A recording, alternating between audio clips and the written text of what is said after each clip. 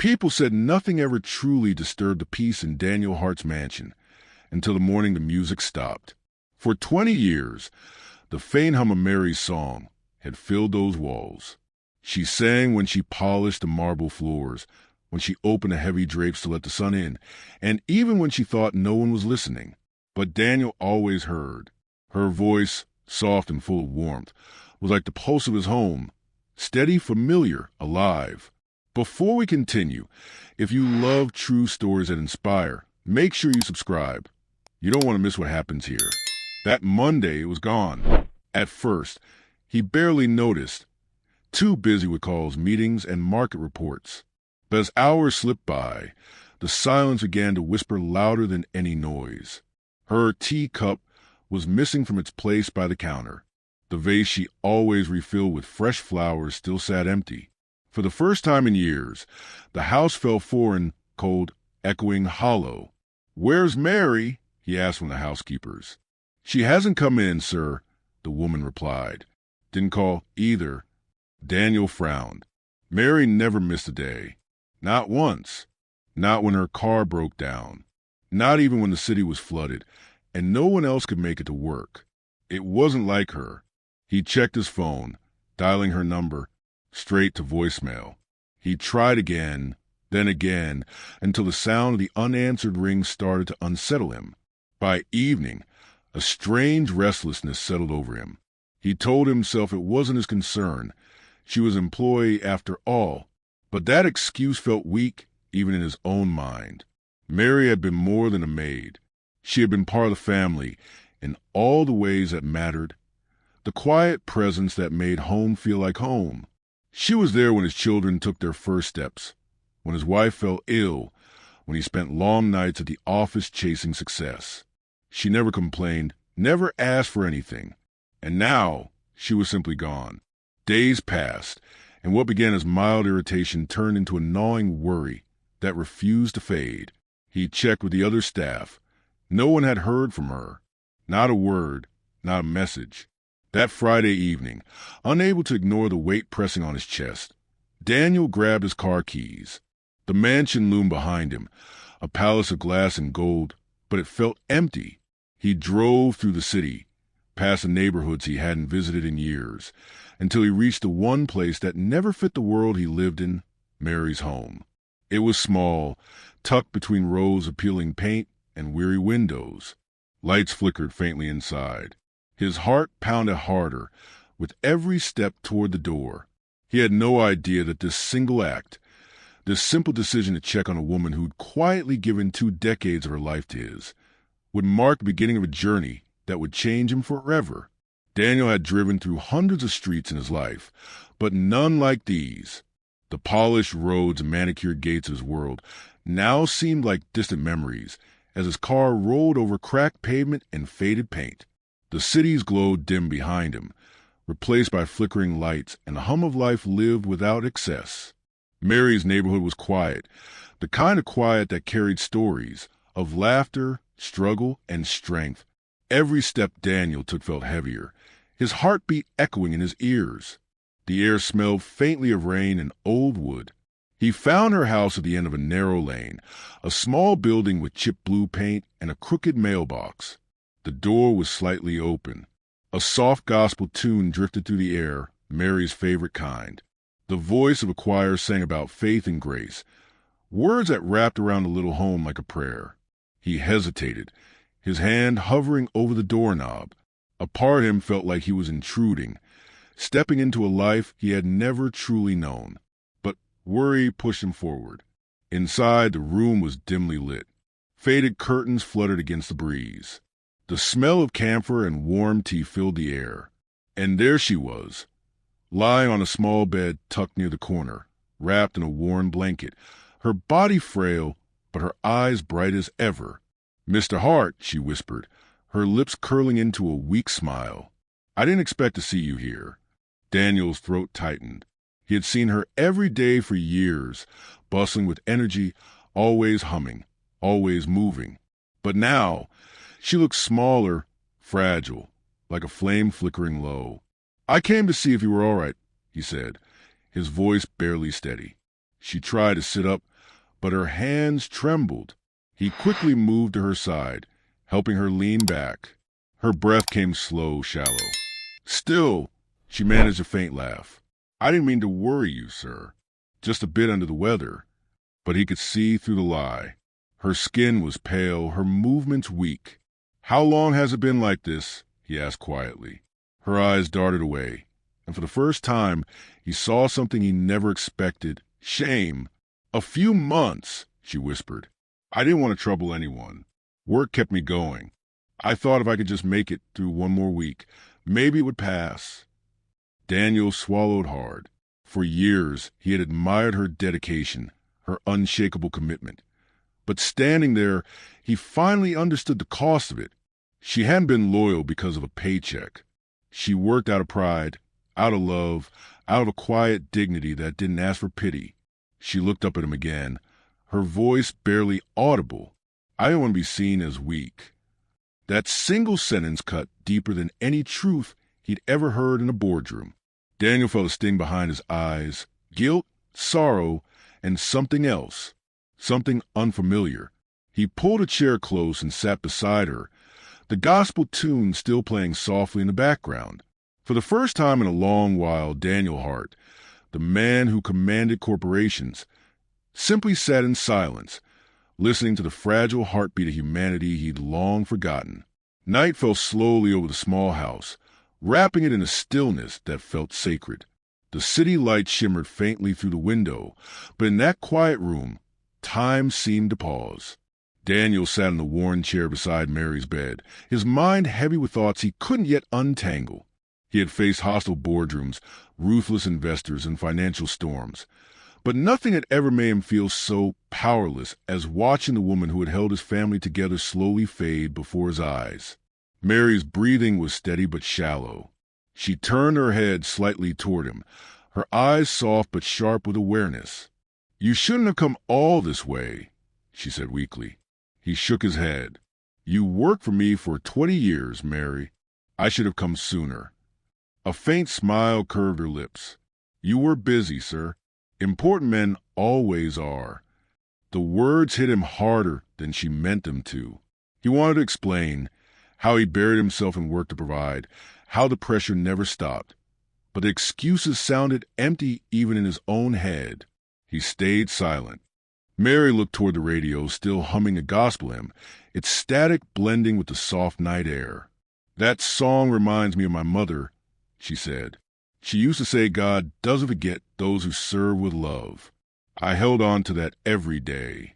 Her voice trembled, and for a moment, Daniel thought she might stop speaking. But she pressed on. "I didn't just work for you, Mr. Hart. That house, it felt like my second home. Your children, they were my own." Daniel's chest tightened. He could picture her standing at the kitchen counter years ago, laughing with his young daughter, teaching her how to make pancakes on Sunday mornings. Those moments had blurred into the background of success, filed away behind meetings and deadlines. But now they returned with painful clarity. Mary paused to catch her breath, then spoke again, softer this time. "There's something I haven't told you." Daniel leaned in, his heart pounding. "I've been sick for a while," she whispered. "The doctor said I needed treatment, but I couldn't afford it. I thought maybe I could manage. Maybe I could finish one more month, one more paycheck." She stopped, her eyes glistening. "I didn't want to burden anyone. I've lived my life being strong, not asking for help. I just didn't want people to see me as weak." The confession hung heavy in the room. Daniel couldn't speak. His throat burned with guilt. How could he have been so blind? How many times had he walked past her, too busy to ask if she was okay? Mary reached for his hand, her palm rough but warm. "Don't look so sad, sir," she said faintly. "I'm at peace. I've had a good life. I just hope my daughter finishes school before I go. That would mean everything." He felt his heart crack open. This woman, this quiet, humble soul, had given so much without ever asking for anything. That night, as the clock ticked past midnight, Daniel sat by her side, listening as she drifted into a soft sleep. Her words echoed in his mind. "I didn't want to be seen as weak." He realized then that she wasn't weak at all. She was strength itself, quiet, patient, and pure. And for the first time in years, Daniel Hart felt small, not because he lacked power, but because he finally understood what true greatness looked like. The morning after his visit, Daniel Hart sat in his office, surrounded by glass walls that once made him feel powerful. The city stretched endlessly below him, cars moving like veins of light, people flowing through the streets like lifeblood. But for the first time, Daniel felt detached from it all. The numbers on his computer screen blurred. The deals waiting for his approval suddenly seemed small, meaningless even. Mary's voice still echoed in his mind. "I just hope my daughter finishes school before I go." He leaned back in his chair, staring at the skyline. For years, that view had been his measure of success. Every building he'd helped construct, every company he'd acquired, every zero added to his fortune, it had all built this empire. Yet the empire felt hollow now.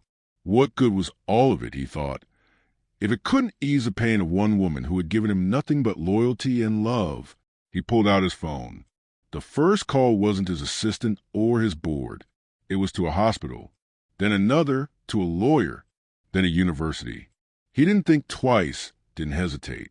Money was finally going to serve something more than profit. By noon, he had arranged for Mary's treatment and set up a scholarship in her daughter's name. He made it anonymous.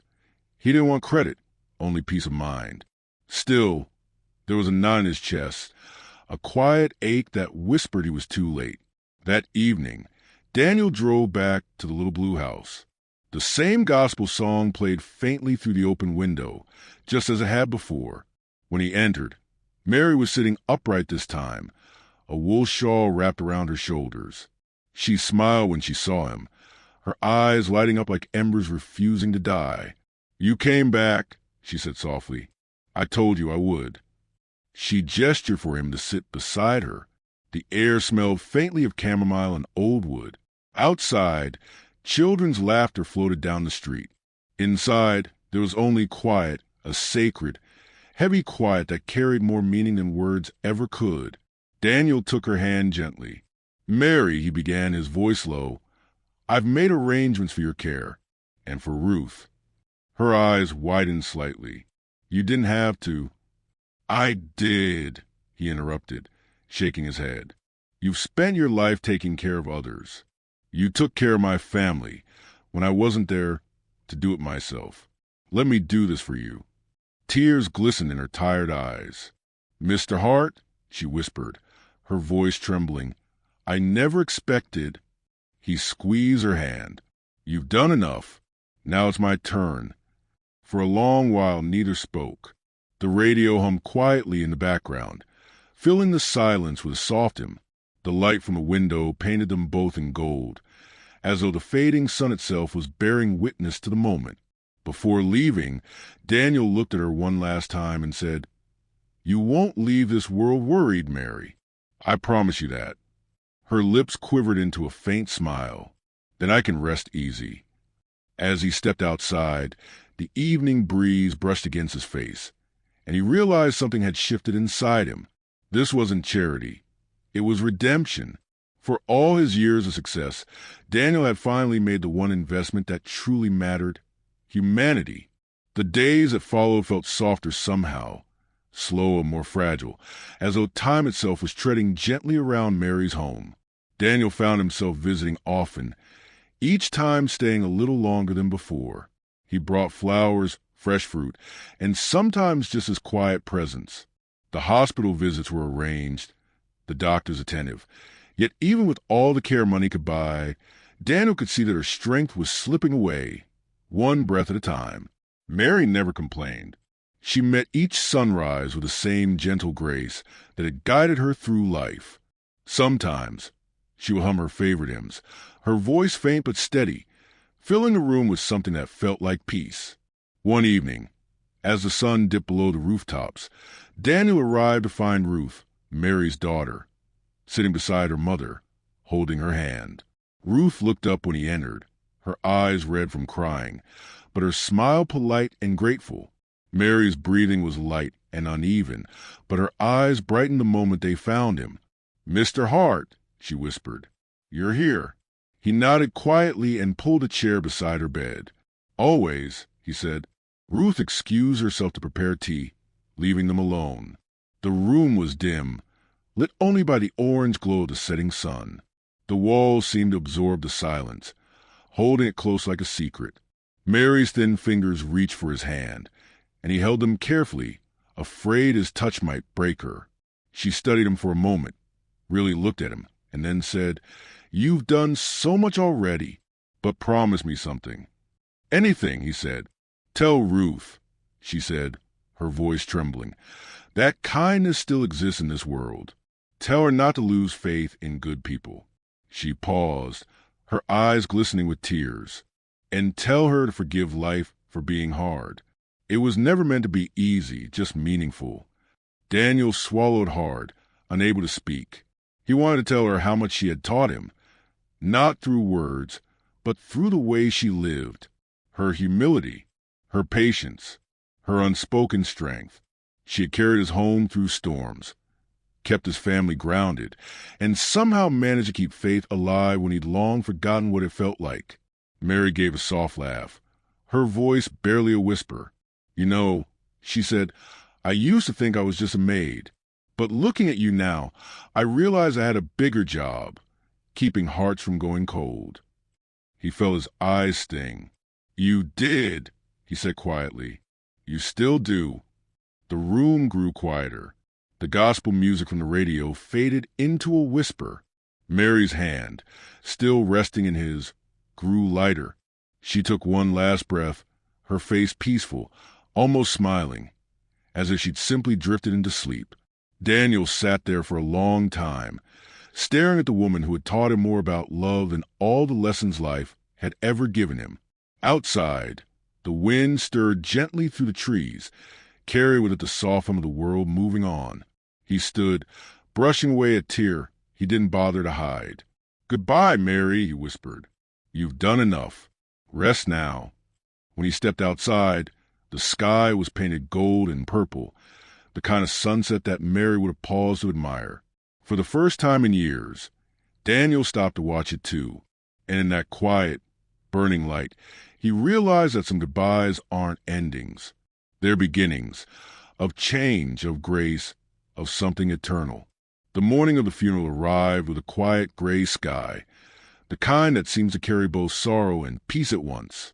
Mary's neighborhood gathered slowly, neighbors whispering prayers, church members in their Sunday best, and a few of Daniel's employees, standing awkwardly in silence, unsure how to honor someone they had never truly known outside the walls of his mansion.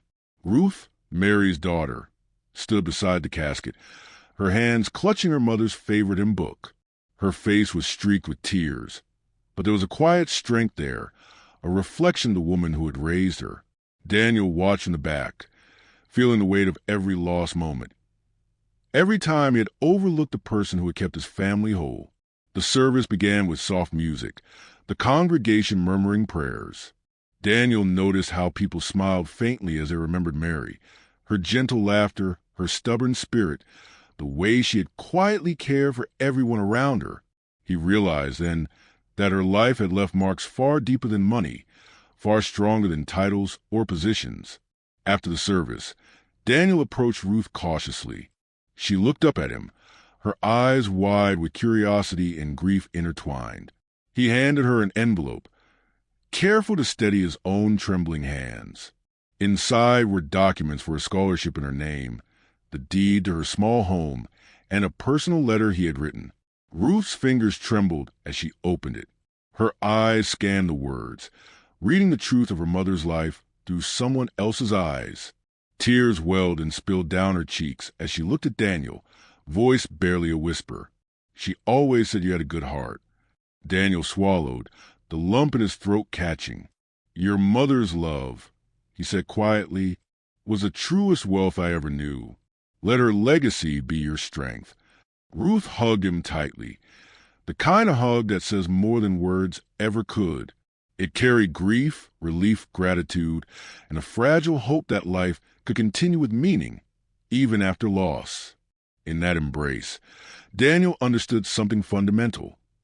Mary's life had been a lesson, her loyalty and kindness a mirror showing him the humanity he had overlooked in pursuit of power. As Ruth stepped back, Daniel looked around at the small congregation, at the people whose lives Mary had touched quietly and profoundly. They had come not for wealth, not for grandeur, but for the memory of someone who had given without expectation. For Daniel, this day became more than mourning. It became a reckoning, a reminder that legacies aren't built in boardrooms, aren't measured by numbers, and aren't weighed in gold. They are measured in hearts touched, in lives lifted, and in love freely given. As he walked away from the small neighborhood, Daniel felt a quiet resolve settle within him.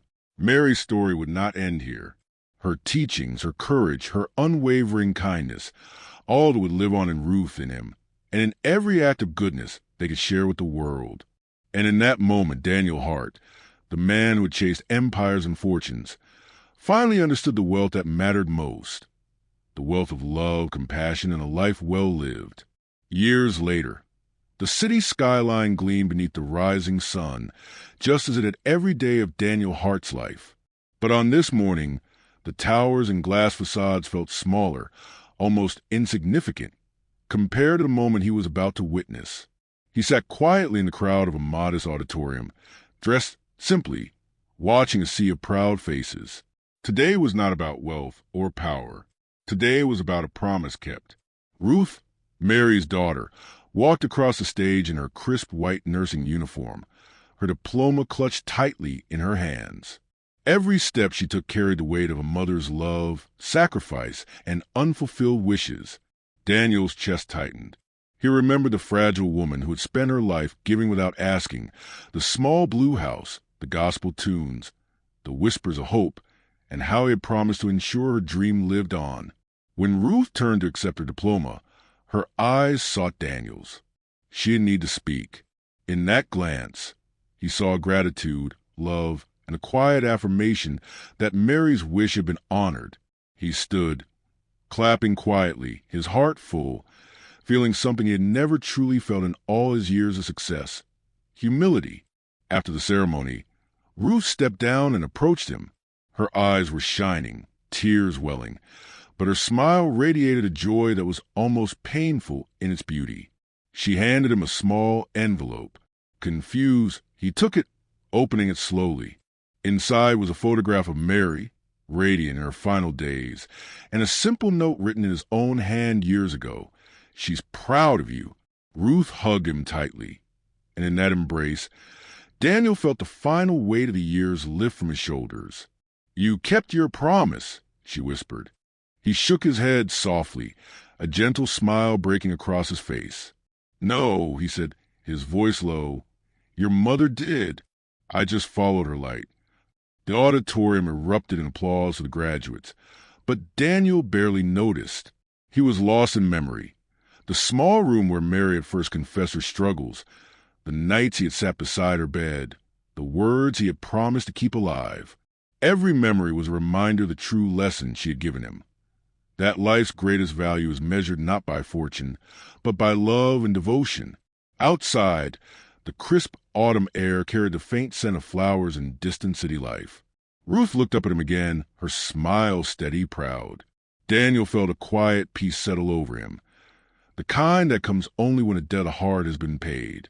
For the first time in his life, he understood what it meant to leave a legacy, not of buildings or companies, not titles or bank accounts, but of kindness, integrity, and the courage to honor another human being's deepest wishes. And as they walked together out of the auditorium, side by side, it was clear Mary's love, sacrifice, and faith had not ended with her passing. It lived on in Ruth. It lived on in Daniel. And in that, it would live on forever. Thank you for watching the story to the end. If you enjoyed this story, you will surely love the next one. It's as crazier and more intriguing as you can ever imagine. So do check it out. Click on the image showing on your screen right now to watch the next one.